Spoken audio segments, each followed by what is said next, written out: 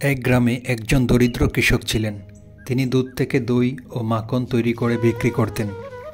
একদিন কৃষকের স্ত্রী মাখন তৈরি করে কৃষককে দিলেন বিক্রি করতে।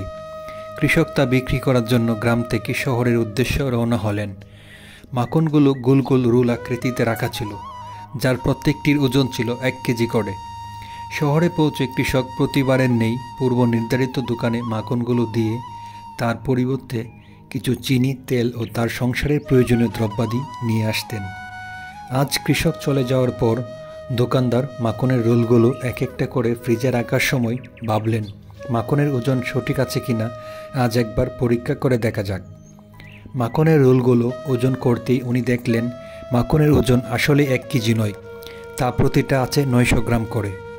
পরের সপ্তাহে আবার কৃষক উক্ত দোকানে মাখন বিক্রি করতে গেলেন।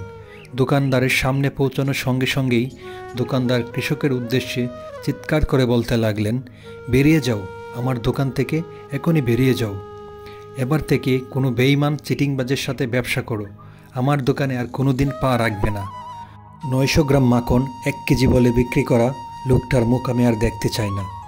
কৃষক এই কথা শোনার পর বিনম্রভাবে কম্পিত স্বরে দোকানদারকে বললেন, দাদা, দয়া করে রাগ করবেন না, আসলে আমি খুবই গরিব মানুষ, দাড়িপাল্লার বাটখারা কেনার মতো পয়সা আমার নেই, তাই আপনার দোকান থেকে প্রতিবার যে 1 কেজি করে চিনি কিনে নিয়ে যাই, সেটাই দাড়িপাল্লার এক পাশে রেখে অন্য পাশে মাখনের রোল মেপে নিয়ে আসতাম আপনার দোকানে বিক্রি করার জন্যে।